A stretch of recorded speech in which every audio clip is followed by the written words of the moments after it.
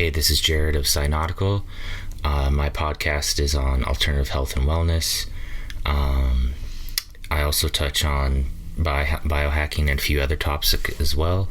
My podcast is available on Spotify, iTunes, also on my YouTube as well too. Check it out, and I'll see you there. Hello, lifelong health and fitness conversations listeners. This episode is a bit different. I will be solo.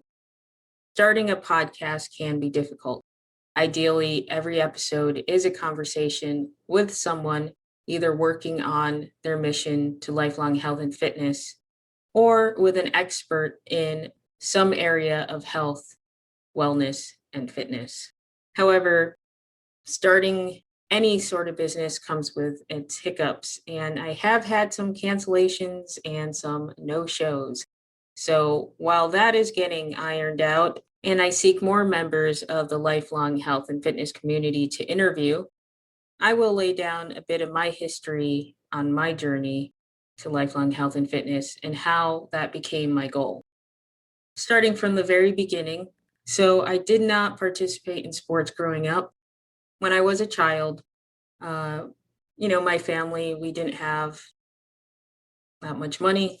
There were a lot of kids in the family, and my mom was busy. She couldn't, even if we had money to join sports, she wouldn't have been able to consistently make sure we arrived where we needed to be for practice and so on and so forth.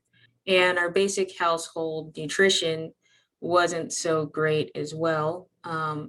We did have some meals with vegetables and, proteins and things like that, but we always had sugary foods available, such as brownies, sugary drinks, and so forth. Of course, at the time, I had no knowledge of how this could affect my development. My height didn't change from 5th grade to 6th grade, and I'm essentially the height I was at 6th grade. I remember that very specifically when I was in gym class with other students, and my height was measured. And I said to myself, wait, I was that height in 5th grade, and I'm still that height right now. So I don't know if that was the height I was destined to be, but I stopped growing in 6th grade. Throughout my youth, I did not like working out. The thought never came to me until I was around age 14, and I started listening to the band Rammstein. And I'd look at the physiques of the band members and I'd say, I want to look like that, basically. So I started doing bicep curls, which, as we know, that's not how you get an overall physique. But at the time, I had access to one dumbbell, I believe it was. I don't even know where it came from. And I would just listen to music in my bedroom and do bicep curls. And it was like that for about a year. And then as I went through puberty, my body rapidly changed. And those sugary foods I grew up on suddenly had an effect on me. I remember getting out of the shower one day and having the courage to look at myself nude and being utterly disgusted. That's my honest feeling at the time. And I wanted to fix it. Given that I was 14 and I didn't know where to look for information at the time, what I did know was what I observed with girls around me where I lived. And the girls were very skinny. When I mean skinny, I mean thighs that were the circumference of someone's arms. And so I did what they did. I tried to be anorexic. So I started bulimic because it was kind of hard to be anorexic. Then I got sick of being bulimic. And then I transitioned to anorexia. As you can imagine, that's a very tough lifestyle. I was aware of the side effects of anorexia. I loved watching Discovery Channel, and I saw a program on anorexia and how this young woman had multiple heart attacks and was in the hospital and her muscles withered away. So I knew I couldn't do it long term, but that was all I knew at the time from age 14 until about 16. I also was hospitalized at that time for depression on 3 different occasions, and I was around anorexics. And while they're at the inpatient clinic and having to do the meetings with the people who had anorexia, bulimia, and other eating disorders, I looked at how old they were and how long they had the issue. And that basically cured me because I knew it wasn't a long-term solution, even back when I was 14.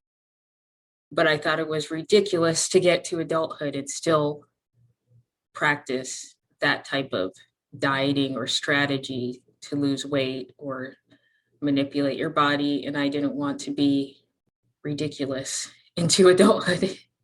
So when I got home after that, I decided to start looking at ways to better confront the issues I had with my body. I did start eating.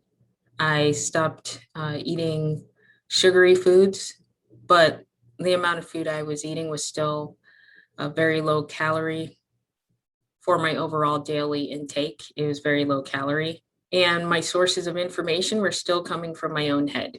So it wasn't until I was 16 I started reading magazines and getting advice from there, which obviously isn't the best source. But my teenage brain thought if I read some health magazine, I would get some information.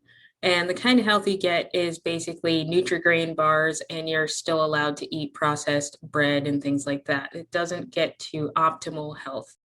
So it was until I was about 18 years old, graduating high school, that I followed this magazine knowledge, and I decided to join the military. So I looked up the military training standards. And again, I watched on the military channel, which is like a division of the Discovery Channel, what basic training was like.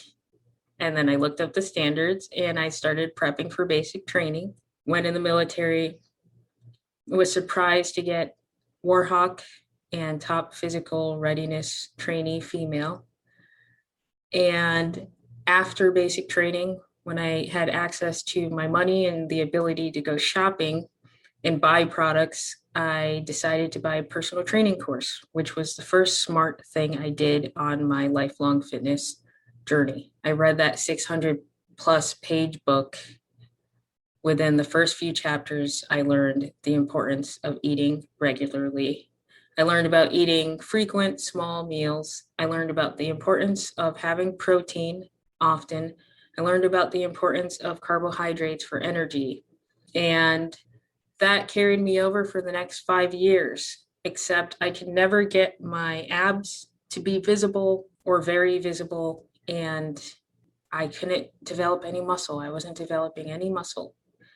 So after searching online forums, I was tipped off to read Burn the Fat, Feed the Muscle. And that was specialized knowledge on how to get as lean as a fitness model. And that was in 2007. The changes that book created for my body were such that it felt as if when the person slipped the name of that book, it was meant to be secret. That's how good the advice in that book is. It totally enabled me to understand the factors that went into my gaining body fat and how to stop my body from gaining body fat, and the differences between processed carbs, unprocessed carbs, and the different ranks of carbohydrates in terms of the glycemic index. And you would believe that would all be in my personal training course, but introductory personal training course is actually just general fitness. So you're not going to get optimal fitness or nutrition advice in a personal training course, not at the basic level. You would have to get a specialized course. At the time that I purchased that personal training course, I was in the military and I didn't plan on being a trainer. I just wanted to know what a trainer knew so that I wouldn't be confused about health and fitness again. It was a good strategy, but it wasn't enough for my goals. Within that same year, 2007, Burn the Fat, Feed the Muscle, from what I recall, has a recommendation to read Championship Bodybuilding by Chris Aceto. Burn the Fat, Feed the Muscle is written by Tom Venuto. I'll post a link in this broadcast. And Championship Bodybuilding was written by Chris Aceto. I'll also include that in the podcast notes. And that book taught me about progressive overload and many different training techniques to develop muscle. Within 6 months of reading that book, I competed on the bodybuilding stage. I started growing muscle very easily. Those two books carried me through my 20s. So throughout my 20s, I did aesthetics training and I focused on bodybuilding. There's a whole lot I could say about that period in my 20s of doing bodybuilding, which lasted roughly 8 years up until I was actually in my early 30s. I did discover that the aesthetics community is full of drugs and other substances and all sorts of manipulation and techniques that people commonly use to develop the appearance that they have. And when I learned that on my way to my first bodybuilding competition and there, I basically became disillusioned with competitive aesthetics training and the false fitness narrative that the aesthetics industry promotes. The people who you see at the top are oftentimes on a plethora of supplements and drugs that contribute to how they look, and also sometimes get body work done to create the physiques that they present to people. If you open up a fitness magazine and it says, do this workout and you'll look like me, be skeptical. Unless you have great genetics, chances are you're not going to look like the fitness model who is saying that, because that fitness model needs to do a bunch of extra stuff to look the way they look. And actual fitness and actual health are not their top priorities. These are attention-hungry people. Whatever they got to do to get attention, they'll do. And that became frustrating to the point where I decided, okay, I need to switch off bodybuilding and maybe work on my abilities. And part of that decision was because I developed some imbalances, which isn't uncommon when focused on aesthetics training. So in my early 30s, I began working on addressing those imbalances and also building actual athletic skill other than just lifting weights, doing progressive overload, but only for the sake of developing muscle mass. I wanted to actually be athletic. There's a lot I learned about athletic training through reading books and listening to podcasts from people who train professional athletes. I can't really distill it in this podcast, but that was a big motivator for me to test my actual athletic ability. And I was actually surprised at how poor my balance and stability was when I did some of those tests that they recommend, such as the movement screen. And as a person who had been working out for about 10 years at that point, I was shocked. I was shocked that I wasn't actually athletic in the real definition of athletic. So from about 31 to age 34, I focused on skill work, learned how to do handstands, which actually cured an issue I had with my shoulder that I developed from 8 years of doing bodybuilding. I went to a physical therapist who said, just stop doing exercises that aggravate your shoulder. So I had an issue from my shoulder to my trap. Sometimes it felt like my arm was ripped off. When I did certain shoulder exercises, it would be in so much pain. I was using KT tape every day just so my trap wouldn't hurt. And that was even on non-training days. And from reading books and listening to podcasts from physical therapists and athletic coaches, and how much they brought up how gymnastic training develops stability and balance in the body. And in effect, it also prevent injury, I started working on basic gymnastic moves such as handstands, and that actually cured my shoulder and trap issue. So I continue to do that now.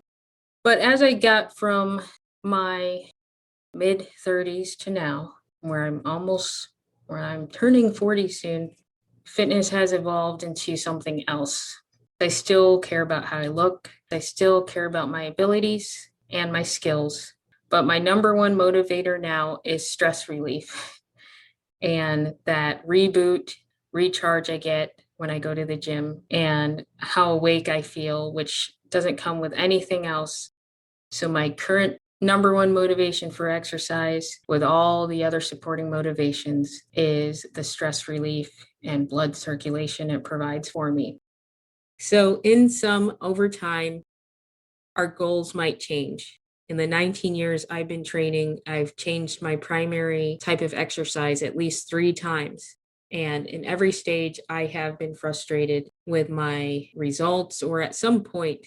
But either way, the underlying real reason I need to train regularly, that we all need to train regularly, is that we're organic and we require maintenance to run optimally and to feel our best.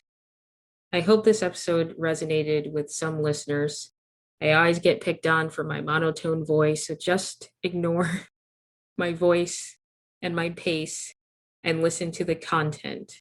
And maybe when you're struggling on your lifelong mission or just struggling with your current goals, you could take some of what I said and think to yourself, well, maybe I need to pivot. Maybe I need to change to a different training style to keep going. Maybe think about the sports you've always wanted to try in your life. That might actually be the activity that transforms your body the way you want it to transform. Or maybe it'll just make you feel so fulfilled that you acquire new skills that you no longer care about the superficial. That's all for this episode. Thank you for listening.